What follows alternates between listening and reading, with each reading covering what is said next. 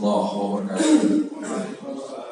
Alhamdulillahilladzi at'amana bi ni'matil iman wal islam, asyhadu an la ilaha illallah wahdahu la syarika lah wa asyhadu anna Muhammadan 'abduhu wa rasuluh. Allahumma shalli ala Muhammad wa ala alihi wa ashabihi wa man tabi'ahum bi ihsan ila yaumil. Wa qala Allah ta'ala fil Qur'anil Karim, la in syakartum la azidannakum wa la in kafartum inna 'adzabi lasyadid.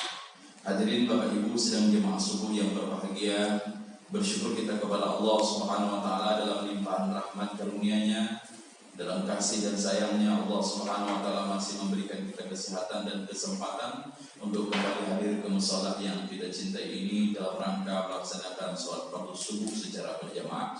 Dan mudah-mudahan amal ibadah yang telah kita lakukan diterima oleh Allah Subhanahu wa taala. Amin. Salawat beruraikan salam tercurahkan pada baginda alam Nabi Muhammad sallallahu alaihi wasallam.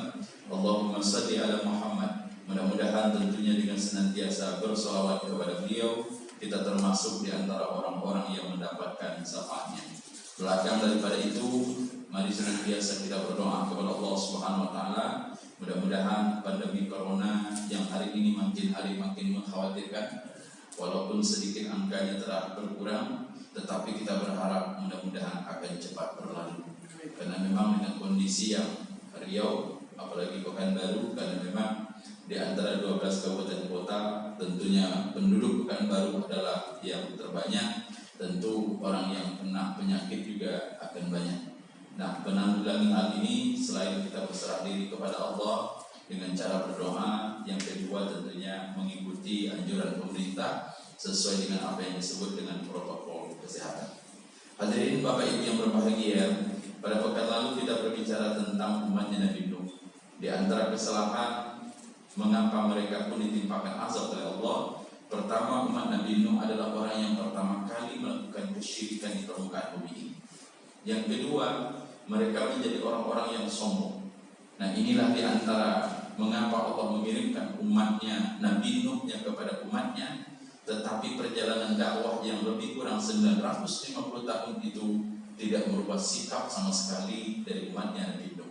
Bahkan makin hari keingkaran itu makin terasa, yang pada akhirnya Allah menurunkan azab kepada mereka berupa banjir yang memutuskan regenerasi satu rantai. Setelah itu, sehingga itulah mengapa Nabi Nuh disebut dengan Abul Bashar.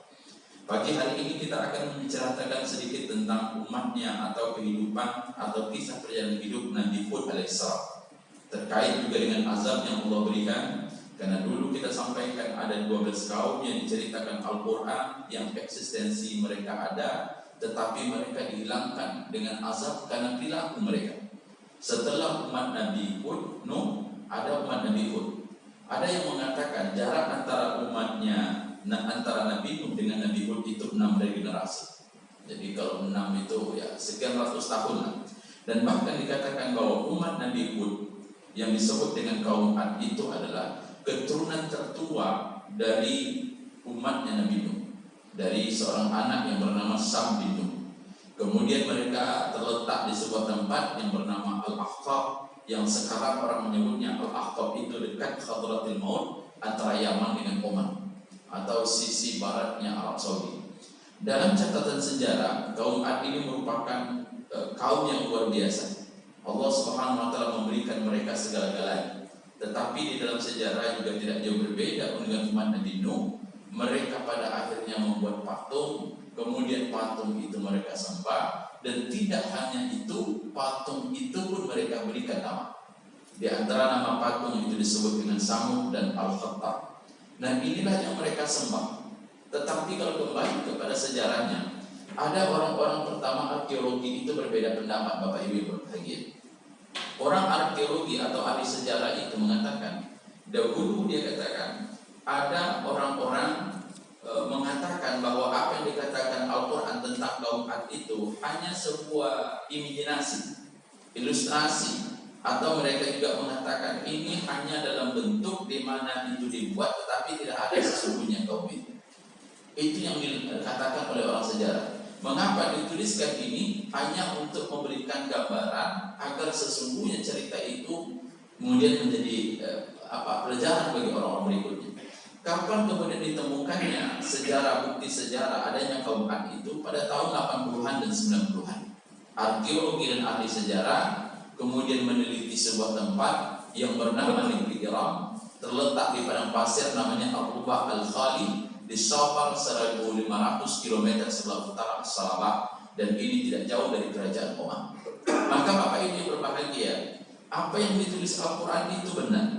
Jadi kalau bukti sejarah, karena mungkin tidak seperti kaum Samud yang ada gedung-gedungnya, walaupun nanti disebutkan bahwa kaum umat Nabi Hud juga membuat gedung di atas tempat-tempat yang tinggi, kemudian karena bencana atau azab yang datang itu hilang semuanya, sehingga arkeologi sedikit kesulitan untuk mencari bukti sejarah apa yang bisa membuktikan bahwa Al-Quran menceritakan ada kaum Ad, kemudian posisinya di mana.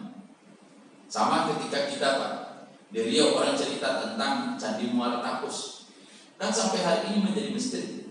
Apakah memang Candi Muara Takus ini miliknya kerajaan Buddha atau Hindu, atau sebaliknya candi ini berupa masjid yang dibangun tetapi tertular oleh kebudayaan itu. Tidak ada bukti sejarah mengatakan bahwa Kampar itu ada kerajaan yang namanya Hindu. Sampai hari ini nggak ada tulisan. Tetapi ada bukti, sayangnya memang candinya cuma satu, dan itu pun tidak ada patung.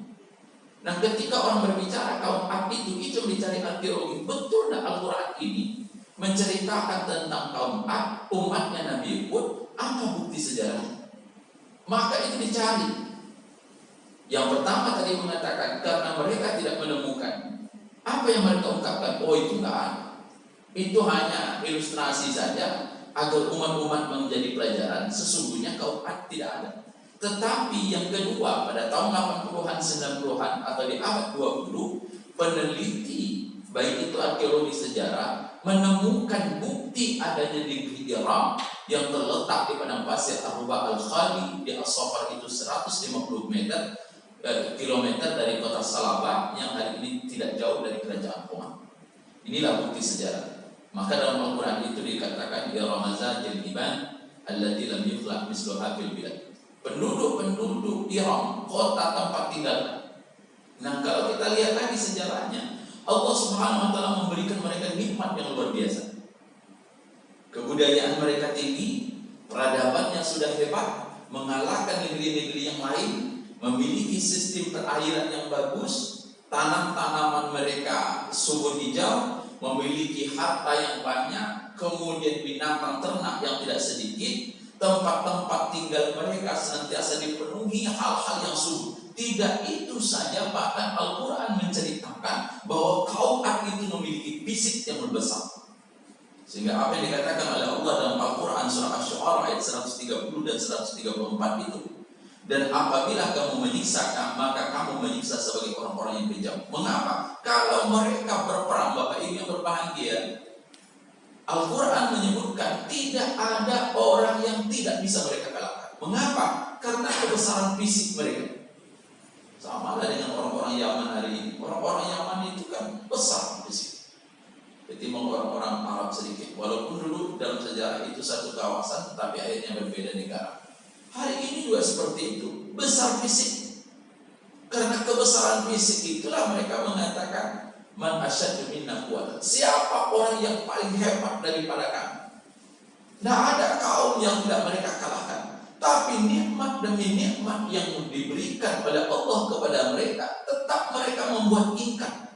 Bahkan maaf, mereka makin banyak nikmat, makin bermaksiat, makin jauh dari Allah, kemudian menyembah patung, kemudian menyombongkan diri. Pada saat yang sama, disitulah Nabi SAW mengirimkan Nabi Hud alaihissalam untuk memberikan dakwah kepada mereka. Sayang apa yang terjadi, Bapak Ibu yang berbahagia, makin didakwahi oleh Nabi Hud, mereka makin ingkar. Mengapa Nabi Hud diingkari? Pertama, Nabi Hud itu miskin. Yang kedua apa? Lemah. Yang didakwahi orang yang gede badannya, duitnya banyak. Memang sulit mendakwahi orang kaya. Orang kaya itu harus didakwahi lagi dengan orang yang paling kaya. Ini yang didakwahi bodyguard, yang mendakwahi krempeng, itu dicemehkan. Sehingga mereka mengatakan, ya Hud, kami melihat kamu tak lebih dari orang yang kekurangan akal.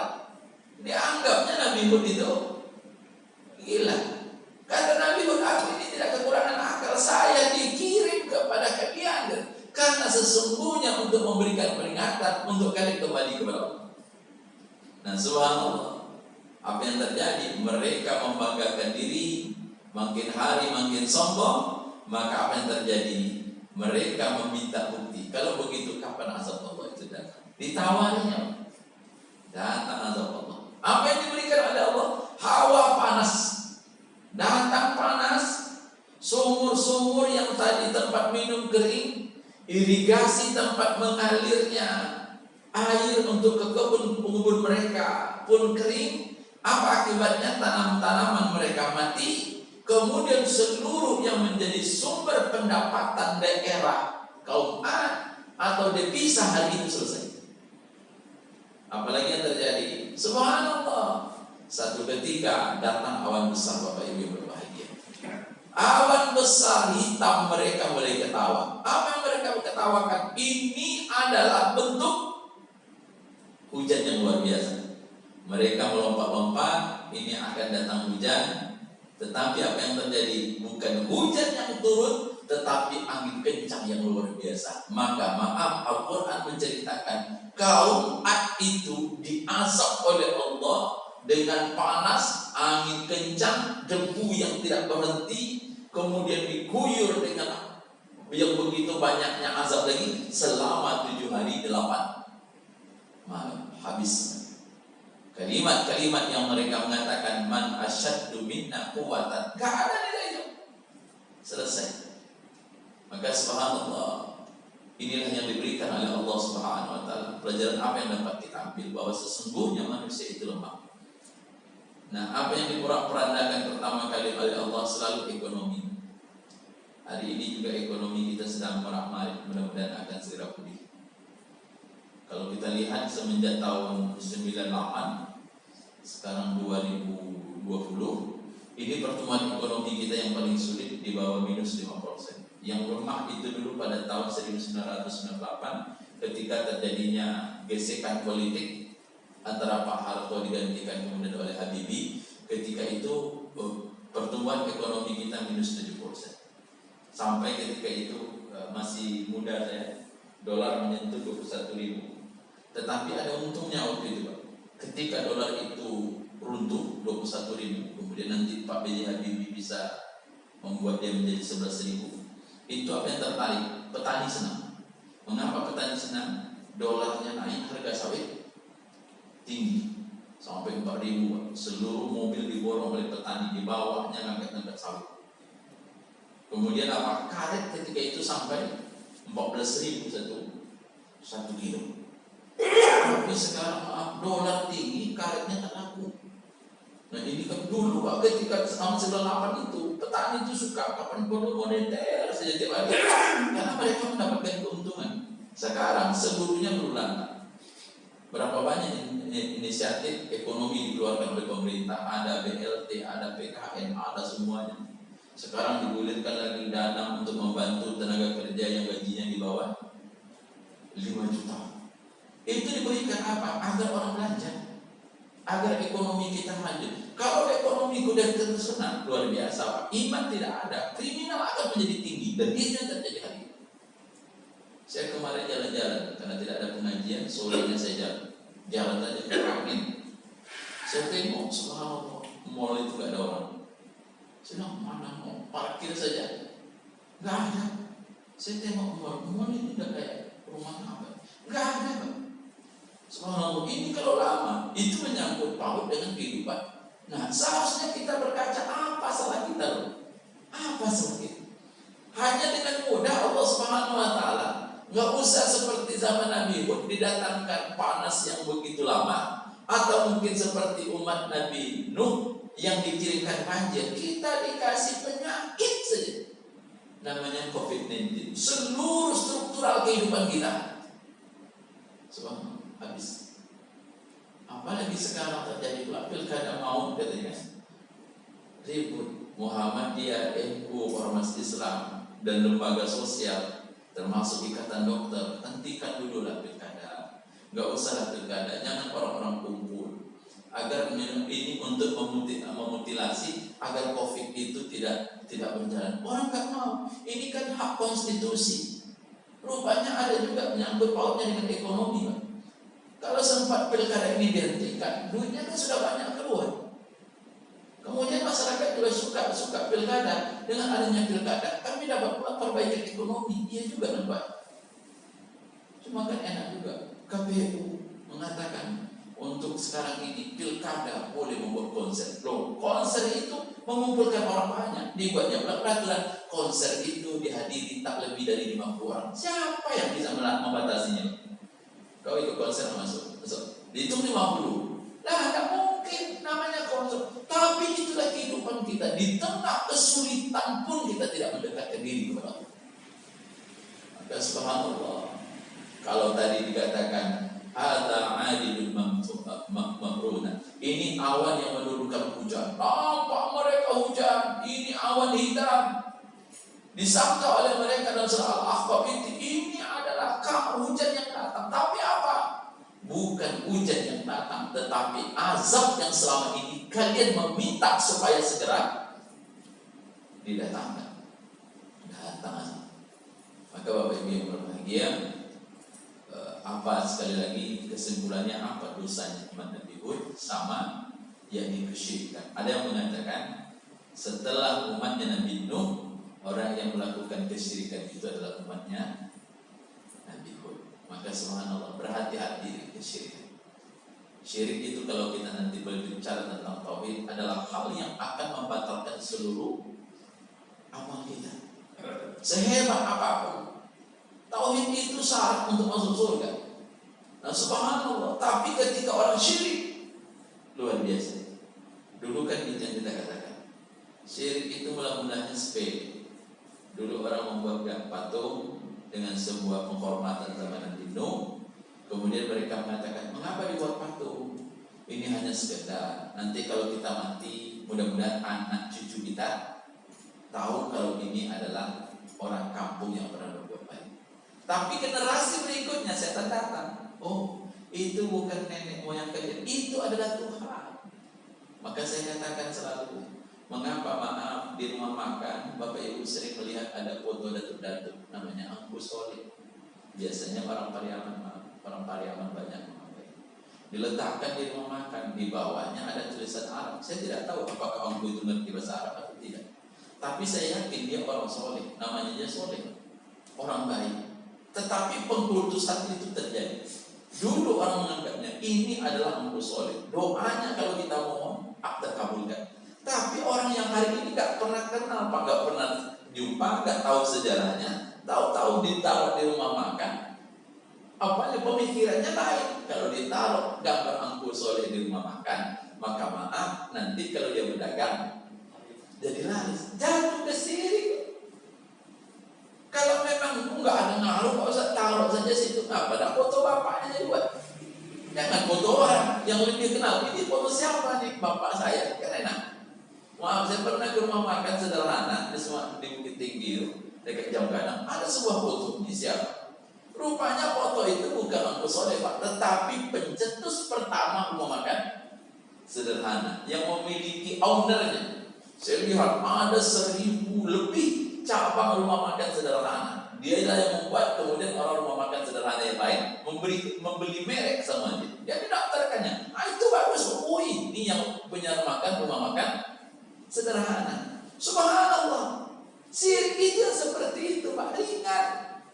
Dianggap gak ngaruh, tapi kalau dibawa ke akidah, seperti virus tadi, Pak. Dia tidak nampak, tapi kalau kena, dikurung kita di rumah sakit.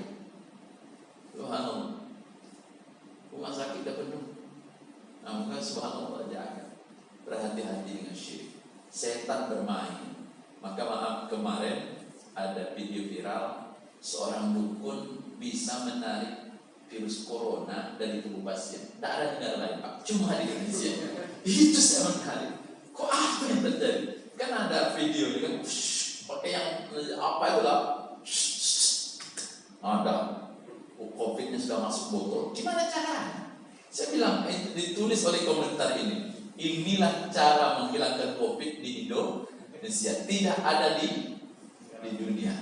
Sudah itu rupanya yang diperiksa lagi di swab itu dukunnya, jangan-jangan setelah itu wah sebenarnya Masya Allah, kok ada di Indonesia dukun bisa menarik COVID dengan cara gaib, ini apa gitu. Tapi itulah hebatnya, itulah dinamika kita Nusantara. Jadi termasuk salah satu keajaiban dunia, menarik COVID dari, untung nggak dipatenkan, cuma nggak dibahas selain obat-obat. Nah mudah-mudahan Bapak Ibu yang berbahagia, hati-hati dengan kesyirikan. Kadang-kadang ada orang datang ke Ustaz, kemudian dia minta doa. Kebetulan dengan izin Allah, doa Ustaz itu terkabulkan. Cuma nanti antara Ustaz dengan pasiennya, nanti dia katakan sudahlah, kalau sakit datang saja ke Ustaz itu. Nah itu yang awal-awal. Besok Masya Allah, rupanya Ustaz itu terkabul. Akhirnya luar biasa.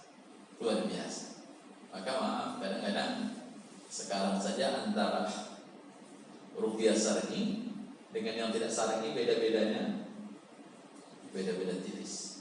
Kalau dia katakan saya nampak iblis, nampak jin, itu bahaya. Jin itu kan jannah jun, tertutup, nggak ada jin itu bisa terlihat. Jadi kalau ada orang menampak jin, pasti dia juga bagian jin. Jin itu nggak nampak, dari kalimat saja. Saya insya Allah bisa melihatnya, cuma celananya saja saya bisa lihat. Badan jin, nah celananya ada celana jin. Nah kalau celana jin itu dari kalimat genia itu negara Yunani, Pak. Jadi dulu ketika perang, kata Felix Shaw, orang ingin perang di laut nih, Mediterania, itu ketika itu kan ingin membuat pakaian yang kuat untuk bekerja. Sehingga negara Genia itu membuat kain ringan tapi kuat. Akhirnya ketemulah celana, namanya celana. Karena dia dari Genia, akhirnya menjadi, orang nyebutnya gin. Jadi menjadi jin. Tidak ada hubungannya dengan jin yang ada dalam Al-Quran. Wa ma khalaqtul jinna wal insa illa liya'budun. Tidak ada hubungannya, tapi orang menyebutnya. Nah mudah-mudahan kita terjauh dari syirik, terjauh dari azab Allah, dan mudah-mudahan COVID ini bukan bagian dari azab, cobaan yang Allah berikan kepada kita. Nah terakhir, ada juga kemarin yang bertanya, sudah lama COVID ini, bagaimana sholat ketika pakai masker? Kan ada hadis itu mengatakan, Rasulullah SAW Rasulullah melarang seseorang menutup mulut dan hidungnya ketika sholat. Nah kebiasaan orang Arab, mereka suka menutup pakai apa namanya? Sorban. Nah kebiasaan itu disebut dengan talasum itu. Jadi kadang-kadang orang Arab tuh begini kan. Nah maka dalam sholat itu tidak boleh. Tetapi masalahnya apa hukumnya? Apakah orang menutup mulutnya lantas sholatnya batal? Tidak, dia cuma makruh. Nah masalahnya ada yang bisa menghilangkan kemakruhan menjadi sebuah